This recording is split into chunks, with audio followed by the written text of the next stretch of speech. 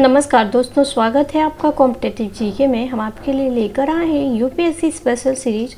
इसमें आपको मिलेंगे पिछले 10 साल के प्रश्न पत्रों में आए सभी सवाल यूपीएससी की दमदार तैयारी के लिए। तो चलिए चलते हैं आज के पहले सवाल की ओर।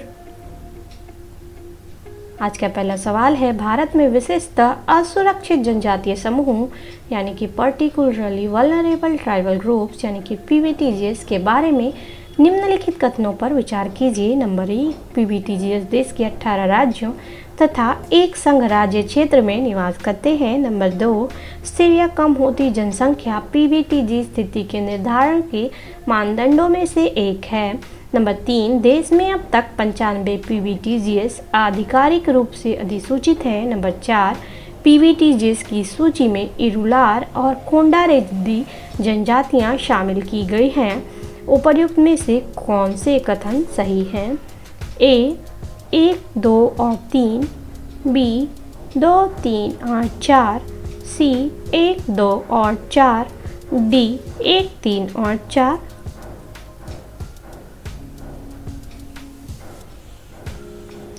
इसका सही जवाब है सी 1, 2 और 4। दूसरा सवाल, भारत के संविधान के संदर्भ में सामान्य विधियों में अंतर्वृष्ट प्रतिषेध अथवा निर्बंधन अथवा उपबंध अनुच्छेद 142 के अधीन संवैधानिक शक्तियों पर प्रतिषेध अथवा निर्बंधन की तरह कार्य नहीं कर सकते। निम्नलिखित में से कौन सा एक इसका अर्थ हो सकता है? ए, भारत के निर्वाचन आयोग द्वारा अपने कर्तव्यों का निर्वहन करते समय लिए गए निर्णयों को किसी भी न्यायालय में चुनौती नहीं दी जा सकती। बी, भारत का उच्चतम न्यायालय अपनी शक्तियों के प्रयोग में संसद द्वारा निर्मित विधियों से बाध्य नहीं होता।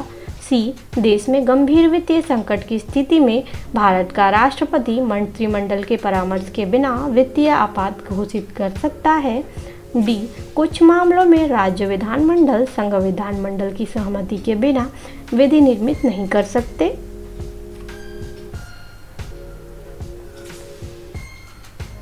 इसका सही जवाब है बी, भारत का उच्चतम न्यायालय अपनी शक्तियों के प्रयोग में संसद द्वारा निर्मित विधियों से बाध्य नहीं होता। तीसरा सवाल, भारत के किसी राज्य की विधानसभा के संदर्भ में निम्नलिखित कथनों पर विचार कीजिए। नंबर 1, वर्ष के प्रथम सत्र के प्रारंभ में राज्यपाल सदन के सदस्यों के लिए रूढ़िगत संबोधन करता है। नंबर 2, जब किसी विशिष्ट विषय पर राज्य विधानमंडल के पास कोई नियम नहीं होता तो उस विषय पर वह लोकसभा के नियम का पालन करता है। उपर्युक्त में से कौन सा या कौन से कथन सही है या हैं? ए, केवल 1, बी, केवल 2, सी 1 और 2 दोनों, डी, ना तो 1 और ना ही 2।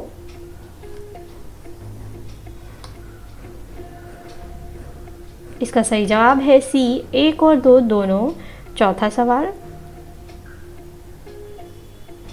निम्नलिखित कथनों पर विचार कीजिए। नंबर 1, भ्रष्टाचार के विरुद्ध संयुक्त राष्ट्र कन्वेंशन यानी कि United Nations conventions against corruption यानी कि यूएनसीएसी का भूमि, समुद्र और वायु मार्ग से प्रवासियों की तस्करी के विरुद्ध एक प्रोटोकॉल होता है।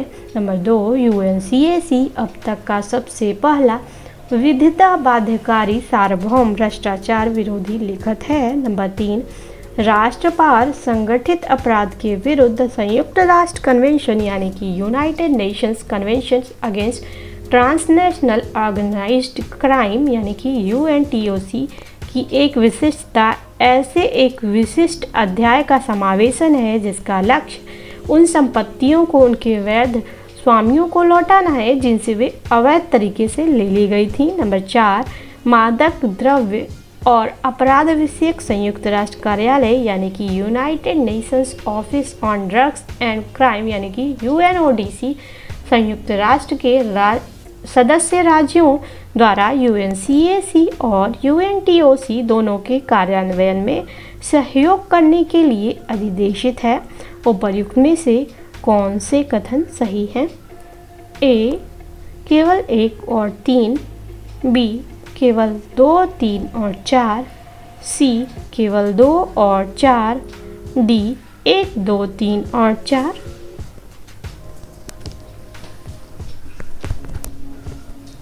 इसका सही जवाब है सी, केवल 2 और 4। पांचवा सवाल,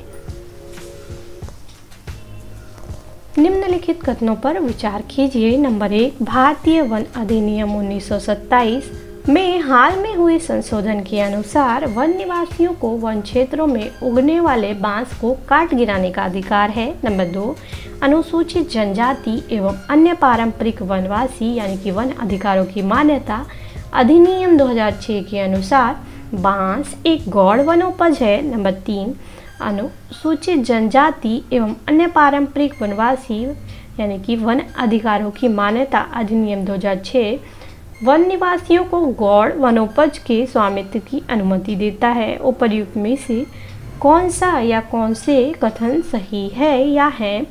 ए, केवल 1 और 2, बी, केवल 2 और 3, सी, केवल 3, डी, 1, 2 और 3।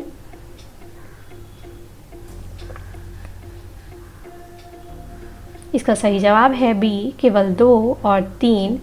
छठवां सवाल, भारत के संविधान का कौन सा अनुच्छेद अपनी पसंद के व्यक्ति से विवाह करने के किसी व्यक्ति के अधिकार को संरक्षण देता है? ए, अनुच्छेद 19, बी, अनुच्छेद 21, सी, अनुच्छेद 25, डी, अनुच्छेद 29।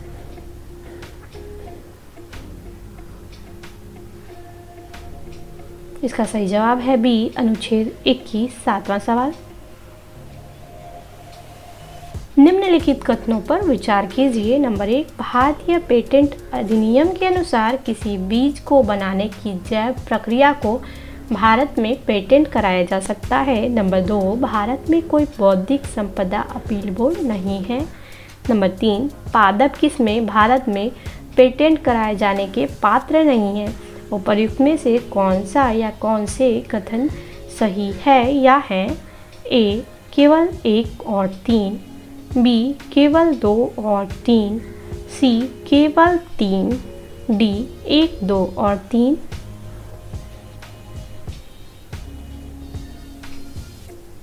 इसका सही जवाब है सी, केवल 3। आठवां सवाल,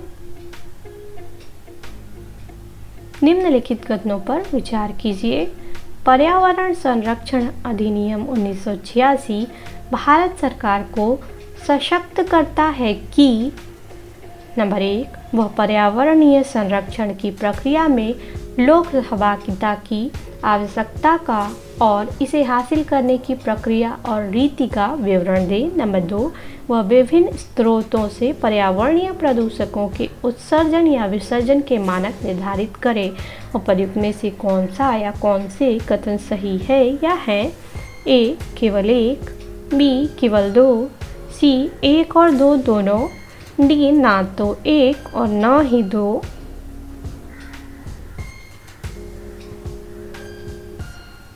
इसका सही जवाब है बी, केवल 2। 9वां सवाल, भारत ने ठोस अपशिष्ट प्रबंधन नियम 2016 के अनुसार निम्नलिखित में से कौन सा एक कथन सही है? ए, अपशिष्ट उत्पादक को 5 कोटियों में अपशिष्ट अलग अलग करने होंगे।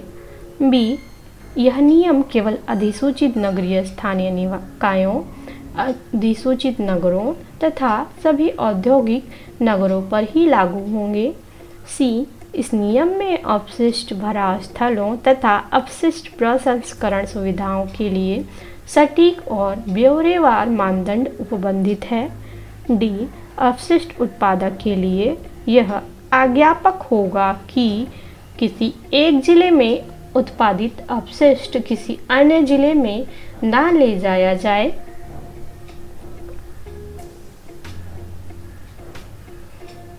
इसका सही जवाब है सी, इन नियमों में अपशिष्ट भराव स्थलों तथा अपशिष्ट प्रसंस्करण सुविधाओं के लिए सटीक और ब्यौरेवार मानदंड उपबंधित है।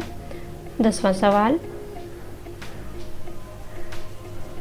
निम्नलिखित कथनों पर विचार कीजिए। औद्योगिक रोजगार यानी कि स्थायी आदेश केंद्रीय संशोधन नियम 2018 के अनुसार नंबर 1, यदि नियत अवधि रोजगार के लिए नियमों को कार्यान्वित किया जाता है तो फर्म या कंपनियों के लिए कामगारों की छंटनी करना अपेक्षाकृत आसान हो जाता है। नंबर 2, अस्थायी कामगारों के मामलों में रोजगार समाप्त करने के लिए कोई नोटिस देना आवश्यक नहीं होगा। उपर्युक्त में से कौन सा या कौन से कथन सही है? यह है ए केवल एक, बी केवल दो, सी एक और दो दोनों, डी ना तो एक और ना ही दो।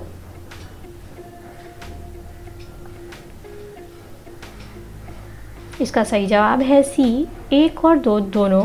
11वां सवाल,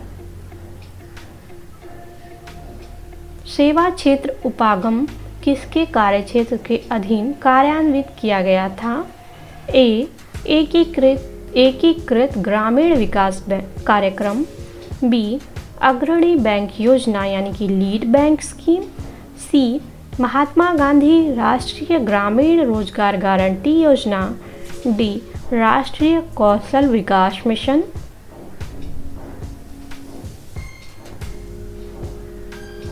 इसका सही जवाब है बी अग्रणी बैंक योजना यानी कि लीड बैंक स्कीम। 12वां सवाल, भारत में गौड़ खनिज के प्रबंधन के संदर्भ में निम्नलिखित कथनों पर विचार कीजिए। नंबर 1, इस देश में विद्यमान विधि के अनुसार रेत एक गौड़ खनिज है। नंबर 2, गौड़ खनिजों के खनन पट्टे प्रदान करने की शक्ति राज्य सरकारों के पास है, किंतु गौड़ खनिजों को प्रदान करने से संबंधित नियमों को बनाने के बारे में शक्तियां केंद्र सरकार के पास है। नंबर 3, गौड़ खनिजों के अवैध खनन को रोकने के लिए नियम बनाने की शक्ति राज्य सरकारों के पास है। उपर्युक्त में से कौन सा या कौन से कथन सही है? यह है ए केवल 1 और 3, बी केवल 2 और 3, सी केवल 3, डी 1, 2 और 3।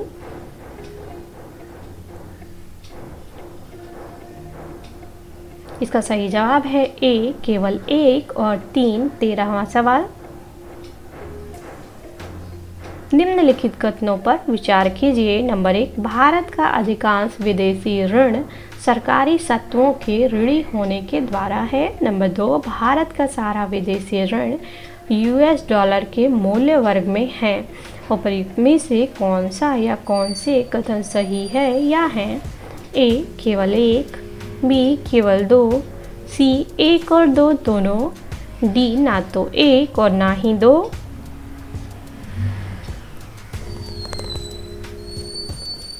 इसका सही जवाब है डी ना तो 1 और ना ही 2। 14वां सवाल, भारत की किसी वाणिज्यिक बैंक की परिसंपत्ति में निम्नलिखित में से क्या शामिल नहीं है? ए अग्रिम, बी जमा, सी निवेश, डी मांग तथा अल्प सूचना मुद्रा यानी कि money at call and short notice.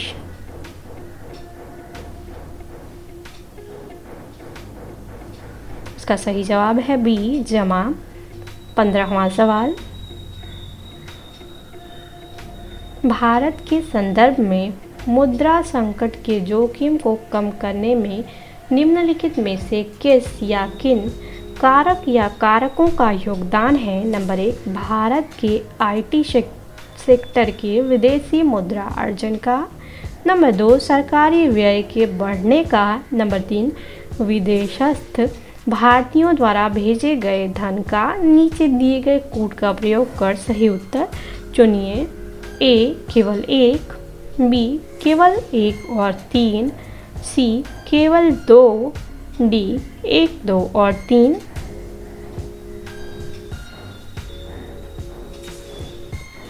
इसका सही जवाब है बी केवल 1 और 3। 16वां सवाल, निम्नलिखित में से किस एक का यह सुझाव था कि राज्यपाल को उस राज्य के बाहर का एक प्रतिष्ठित व्यक्ति होना चाहिए और उसे एक ऐसा तटस्थ व्यक्ति होना चाहिए जिसके गहन राजनीतिक जुड़ाव ना हो या उसने हाल के पिछले वर्षों में राजनीति में भाग नहीं लिया हो? ए पहला प्रशासनिक सुधार आयोग यानी कि 1966, बी राजमन्ना समिति 1969, सी सरकारिया आयोग 1983, डी संविधान के कार्यचालन की समीक्षा हेतु राष्ट्रीय आयोग सन 2000।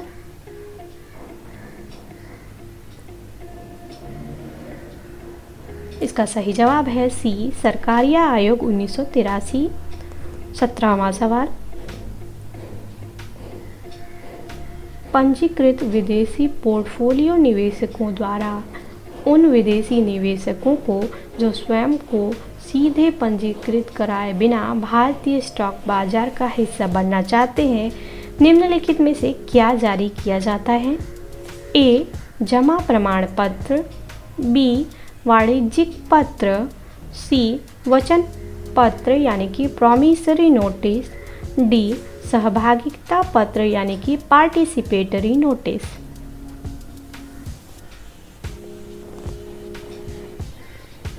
इसका सही जवाब है डी सहभागिता पत्र यानी कि पार्टिसिपेटरी नोटिस।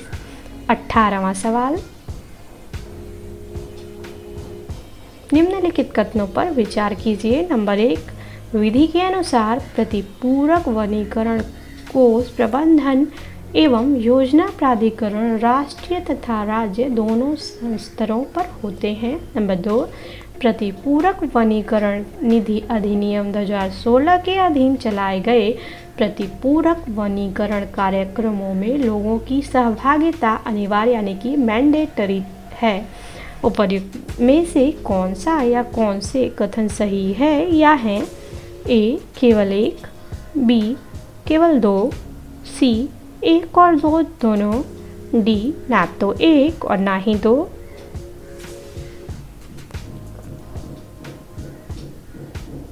इसका सही जवाब है ए केवल 1। 19वां सवाल,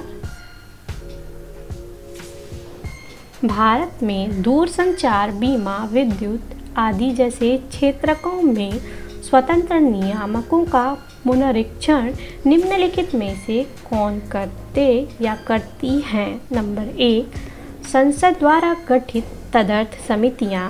नंबर 2, संसदीय विभाग संबंधी स्थायी समितियां। नंबर 3, वित्त आयोग। नंबर 4, वित्तीय क्षेत्र विधायी सुधार आयोग। नंबर 5, नीति आयोग। नीचे दिए गए कूट का प्रयोग कर सही उत्तर चुनिए। ए 1 और 2, बी 1, 3 और 4, सी 3, 4 और 5, डी 2 और 5।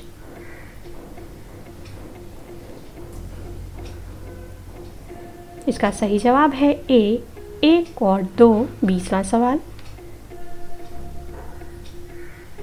भारत की पंचवर्षीय योजनाओं के संदर्भ में निम्नलिखित में से कौन सा या कौन से कथन सही है या है?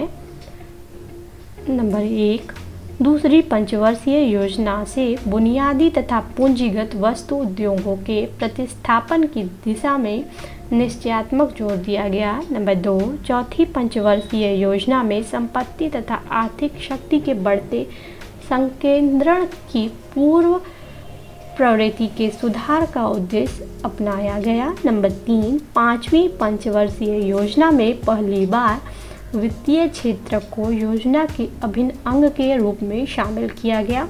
नीचे दिए गए कूट का प्रयोग कर सही उत्तर चुनिए। ए केवल 1 और 2, बी केवल 2, सी केवल 3, डी 1, 2 और 3।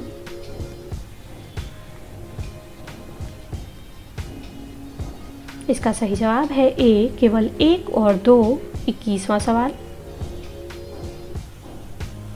एशियाई आधारिक संरचना निवेश बैंक यानी कि एशियन इंफ्रास्ट्रक्चर इन्वेस्टमेंट बैंक यानी कि AIIB के संदर्भ में निम्नलिखित कथनों पर विचार कीजिए। नंबर 1, AIIB के 80 से अधिक सदस्य राष्ट्र हैं। नंबर 2, AIIB में भारत सबसे बड़ा शेयर धारक है। नंबर 3, AIIB में एशिया से बाहर का कोई सदस्य नहीं है। उपर्युक्त में से कौन सा या कौन से कथन सही है या हैं? ए केवल 1, बी केवल 2 और 3, सी केवल 1 और 3, डी 1, 2 और 3।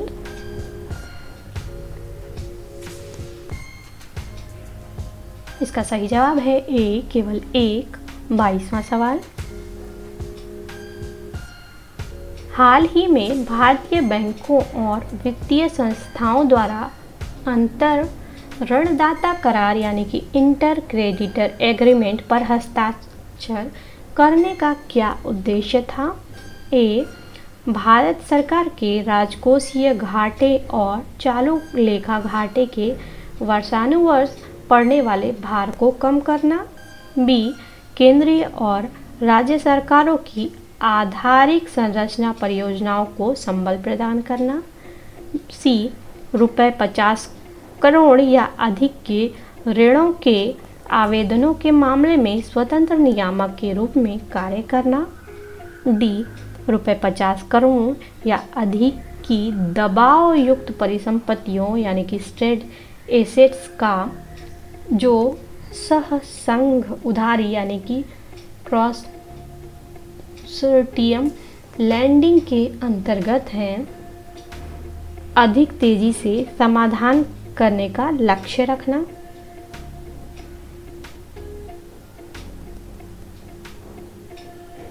इसका सही जवाब है डी, रुपये 50 करोड़ या अधिक की दबाव युक्त परिसंपत्तियों यानी कि स्ट्रेट एसेट्स का जो संघ उधारी यानी कि कंसोर्टियम लैंडिंग के अंतर्गत हैं, अधिक तेजी से समाधान करने का लक्ष्य रखना। 23वां सवाल, सार्वजनिक क्षेत्रक बैंकों के अध्यक्षों का चयन कौन करता है?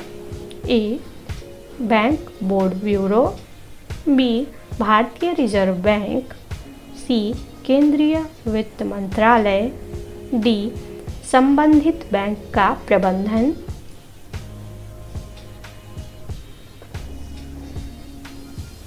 इसका सही जवाब है ए, बैंक बोर्ड ब्यूरो।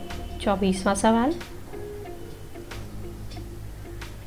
निम्नलिखित कथनों पर विचार कीजिए। नंबर 1, पेट्रोलियम और प्राकृतिक गैस नियामक बोर्ड यानी कि petroleum and natural gas regulatory board यानी कि PNGRB भारत सरकार द्वारा स्थापित प्रथम नियामक निकाय है। नंबर 2, PNGRB का एक कार्य गैस के लिए प्रतियोगी बाजारों को सुनिश्चित करना है। नंबर 3, PNGRB के निर्णयों के विरुद्ध अपील विद्युत अपील अधिकरण के समक्ष की जाती है।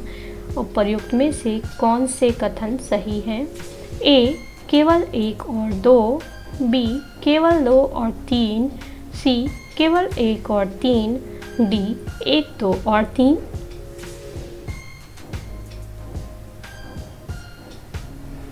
इसका सही जवाब है बी, केवल 2 और 3। 25वां सवाल, संचार प्रौद्योगिकियों के संदर्भ में LTE यानी कि लॉन्ग टर्म इवोल्यूशन और VoLTE यानी कि voice over long term evolution के बीच क्या अंतर है या है? नंबर 1, LTE को साधारणतः 3G के रूप में विपणित किया जाता है तथा VoLTE को साधारणतः उन्नत 3G के रूप में विपणित किया जाता है। नंबर 2, LTE डेटा ओनली तकनीक है और VoLTE वॉइस ओनली तकनीक है। नीचे दिए गए कोड का प्रयोग कर सही उत्तर चुनिए। ए, केवल 1, बी, केवल 2, सी, 1 और 2 दोनों, डी, ना तो 1 और ना ही 2।